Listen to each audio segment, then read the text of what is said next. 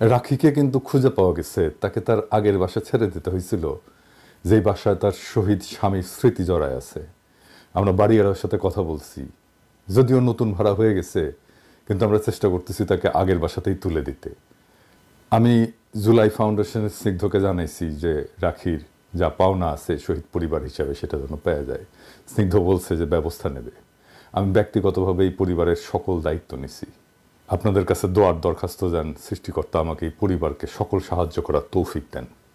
রাখি আমার মেয়ে, এখন থেকে আমার এক ছেলে আর এক মেয়ে।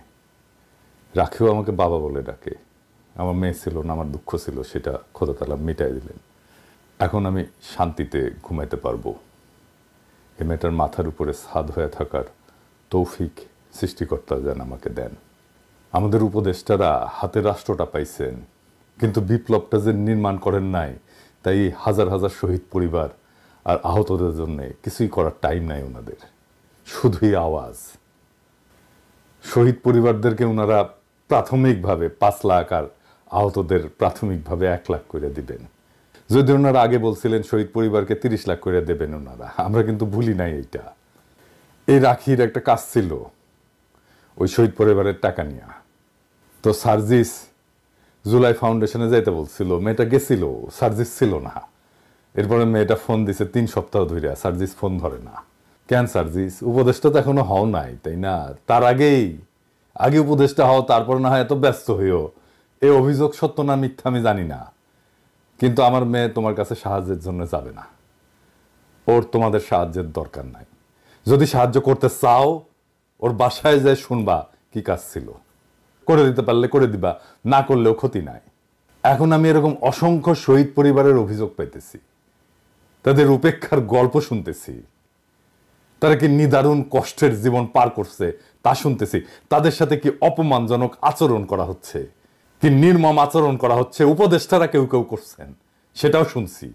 আমি রেকর্ড রাখছি। আমি সাবধান করে বলতে চাই, শহীদ পরিবারের সাথে এই আচরণ বন্ধ না হলে আমি কলে সবার নাম কয়ে দেব কে কি আচরণ করছে। শহীদ পরিবারের সাথে এই নির্মম আচরণের জবাব কিন্তু জনগণ দিয়ে দেবে, জানাই দেব সবাইকে। পন্দে যে তেল জমিছে না, ওটা বাইর করে দেবে পাবলিক। কিন্তু প্রফেসর ইউনূসের সরকারকে বলতেছি, শহীদ পরিবারদেরকে আগামী 2 মাসের মধ্যে প্রতিশ্রুত 30 লাখ টাকা দিয়ে দেবেন। আমি ইউরোপের শহরে শহরে গিয়া জুলাই ফাউন্ডেশনের জন্য দান করতে প্রবাসীদের উদ্বুদ্ধ করছি। এরিটেজ সাহেব দেখায় দেন কোপেনহেগেনে গত পরশু কিভাবে উদ্বুদ্ধ করছি। আর একটা অনুরোধ আপনাদের কাছে, আমি যখন যেখানে যাই সেখানে সবার কাছে একটা আবেদন জানাই। আপনাদের কাছেও একটা আবেদন, আমাদের জুলাই আগস্ট বিপ্লবের যারা শহীদ হয়েছে, যারা আহত হয়েছে, তাদের জন্য সরকার থেকে জুলাই ফাউন্ডেশন বলে একটা ফাউন্ডেশন গঠিত হয়েছে। আপনারা জানেন সেই জুলাই ফাউন্ডেশনের আপনাদের আজকের দিনে আপনারা যে যা পারেন দান করবেন, সরকারি ফান্ডে যাবে। আমাদের আহত এবং নিহত ভাইদের জন্য সেই অর্থ ব্যবহৃত হবে। আমি আয়োজকদের কাছে সাইটের ঠিকানা দিয়ে গেছি, আপনারা ক্রেডিট কার্ডে পেমেন্ট করতে পারবেন, ব্যাংক ট্রান্সফার করতে পারবেন। আপনাদের সবার কাছে দরখাস্ত দিয়ে গেলাম, আপনারা যে যা পারেন আজকে কিছু সাহায্য এই জুলাই ফাউন্ডেশনে করবেন। সবাইকে আবারও ধন্যবাদ। ইনকিলাব জিন্দাবাদ। আপনি ওয়েবসাইটটাও দেখায় দেন এডিটর সাহেব, কিভাবে পেমেন্ট করতে হবে সেটা দেখাই দিয়েন। ডেসক্রিপশনে লিঙ্ক দেওয়া থাকলো, আপনারা যে যা পারেন সাহায্য করবেন। বিশেষ কইরা প্রবাসীদেরকে বলবো, বাংলাদেশে এই জুলাই ফাউন্ডেশনে ডোনেট করলে, দান করলে আপনি কর রেয়াত পাবেন, এমনকি আমেরিকাতেও পাবেন। সেই জন্য প্রবাসীদের, বিশেষ করে আমেরিকায় যারা আছেন, তাদেরকে রিকোয়েস্ট করতেছি, অনুরোধ করতেছি, যে যা পারেন এখানে দেবেন। আগামী 2 মাস মানে কিন্তু জুলাই বিপ্লবের 6 মাসের বেশি সময় পার হবে, যথেষ্ট সময়। এর মধ্যে যদি না দিতে পারেন, আমি ইলিয়াসের সাথে কথা বলছি, কিন্তু আপনারা এটা না করতে পারলে আমি আর ইলিয়াস, আমাদের সেই সামর্থ্য নাই, কিন্তু আমাদের নিয়ত আছে। আমরা ওসিলা হইয়া জাতির পক্ষ থেকে শহীদ পরিবারের দায়িত্ব নেব, সব শহীদ পরিবারের। আমাদের বিশ্বাস, আমাদের খোদা তাআলা রহম করবেন, এবং একসাথে দেশবাসীকে আহ্বান জানাবো আমাদের পাশে এসে দাঁড়ানোর জন্য। জনগণ কালে দাঁড়াবে আমাদের পাশে, আমাদের আওয়াজ শুনে, আমাদের আহ্বান শুনে। ওইটুকু ভালোবাসা অর্জন করতে পারছি বলে মনে হয়। খোদা তাআলা রহম করবেন যেন আমরা এই কাজে কামিয়াব হইতে পারি। তখন কালে শহীদ পরিবার আপনাদের মুখে ভিক্ষার টাকা ছুঁড়ে ফেলে দিয়ে আসবে। যাই হোক, আজকের আলাপে আসি। আজকের আলাপ নতুন আইডিয়া নিয়া, যা দিয়া সমাজকে জাগায় তোলা যাবে। আমি এর মধ্যে বেশ কয়েকটা আইডিয়া দিছি। আমি জানি বাস্তবায়ন করবে না, তাও দেয়া বন্ধ করব না। আইডিয়াগুলো এমন কোনো বোমবাস্টিং আইডিয়া ছিল না, যা খুবই বাস্তবায়নযোগ্য ছিল। আপনারা তো দেখছেন, উপদেষ্টারা যদি এইগুলা বাস্তবায়ন না করেন তাহলে কলে পাবলিকা অপদার্থ বইলে ট্যাগ দিয়ে দিবে। আমি যে এমনি এমনি কই না ডায়াপার পরা অপদার্থ উপদেষ্টা মন্ডলী, সেটা যে আসলেই আমি ঠিক কথা কই সেটা পাবলিক বুঝা যাবে। সেই জন্য আমি দিয়ে যাব পরিকল্পনা। সরকারের উপদেষ্টারা পরিকল্পনাগুলো কাজে লাগান, যা দিচ্ছি কাজ করেন। পরিকল্পনা বাইর করা সহজ না, কিন্তু অনেক চিন্তা ভাবনা করতে হয়। বিনা পয়সায় পাইতেছেন তো, তাই পাত্তা দিতেছেন না। আজকে দেশের জন্য দরকার শত শত out of the box idea. দেশের মানুষের কাজ দরকার, জীবন বদলে দেওয়ার মতো বিষয় দরকার, যা সমাজকে জাগায় তুলবে। এমন পরিকল্পনা নিতে হবে যেন সমাজে এটা একটা সরাসরি প্রভাব পড়ে, কর্মসংস্থান হয়, একে অন্যের সাথে একটা সংযোগ আর সংহতি গড়ে ওঠে। এইভাবেই দেশ ঘুরে দাঁড়াইতে পারবে। কাজে ব্যস্ত হয়ে গেলে সমস্যা দূর হবে। নানা জায়গায় নানা সমস্যা হতেছে, অনৈক্যের দোষ দিতেছে। আরে কাজ দিতে হবে তো মানুষকে। মানুষের জীবনের সংকট তো দূর হয় নাই। অনেক অনেক কাজ করতে হবে আমাদের সকলকে। আশা করি আইডিয়া জেনারেশনে আমি আমার কিঞ্চিত দক্ষতার প্রমাণ রাখতে পারছি। আমি তো আইডিয়া দেবই, এটা আমার পেশা, কিন্তু আপনারাও হাত লাগান, আইডিয়া দিয়ে চমকাই দেবেন সবাইকে। আর মাথায় রাখবেন, সরকার খুব বেশি সাহায্য করতে পারবে না টাকা কড়ি দিয়া। আজকে যে আইডিয়াগুলো দিয়ে আলাপ করব, এটা মূলত স্থানীয় সরকার মন্ত্রণালয়, সমাজ কল্যাণ মন্ত্রণালয় এবং পরিবেশ মন্ত্রণালয়ের কাজ। পরিকল্পনায় যাওয়ার আগে কেন এই পরিকল্পনা, আর এই পরিকল্পনা আসলে কি ধরনের কাজ করবে, কোন কোন সমস্যার সমাধান করবে, সেটা আগে বলে নিই। এই পরিকল্পনাগুলা সবগুলা কমিউনিটি এনগেজমেন্ট বাড়াবে, মানে একে অন্যের সাথে সংযোগ, সমাজের সদস্যদের পারস্পরিক সংযোগ বাড়াবে, কর্মসংস্থান করবে, পরিচ্ছন্নতা বাড়াবে, পুষ্টি বাড়াবে, আর কমিউনিটির একটা রিসোর্স জেনারেট করবে। সেই রিসোর্সটা কি আমরা সেটা পরে দেখব। একটা না, কয়েকটা কাজ একসাথে। কে করবে কাজটা? সিটি কর্পোরেশন বা পৌরসভা। পরিকল্পনায় যাওয়ার আগে আমরা দেখে নিই কেন কমিউনিটি এনগেজমেন্ট বাড়ানো দরকার।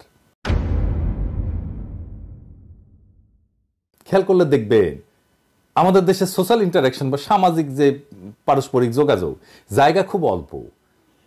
এটা মসজিদে হয়, তাও তো মসজিদে সবাই যায় না।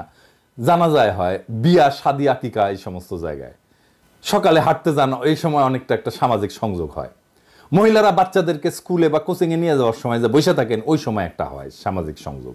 খেয়াল করলে দেখবেন বেশিরভাগ ক্ষেত্রেই বিনিময় বা এক্সচেঞ্জ হয় না। ফলে 6টা সুনির্দিষ্ট জিনিস আমরা অর্জন করতে পারি না। যেমন ধরেন তথ্যের আদান প্রদান, সম্পর্ক গঠনে সাহায্য করা, জ্ঞান এবং দক্ষতার ভাগাভাগি, অর্থনৈতিক বিনিময়, সংস্কৃতি বা ধারণার বিনিময় এবং সামাজিক সমস্যা সমাধানের ক্ষেত্র তৈরি করা। এই জিনিসগুলো হয় না। এর ফলে সমাজকে জাগায় তোলা যায় না সেইভাবে একসাথে। সামাজিক শক্তি বলে যে একটা জিনিস আছে, যা পারস্পরিক এক্সচেঞ্জের মাধ্যমে গড়ে ওঠে, সেইটার বেনিফিট আমরা নিতে পারি না।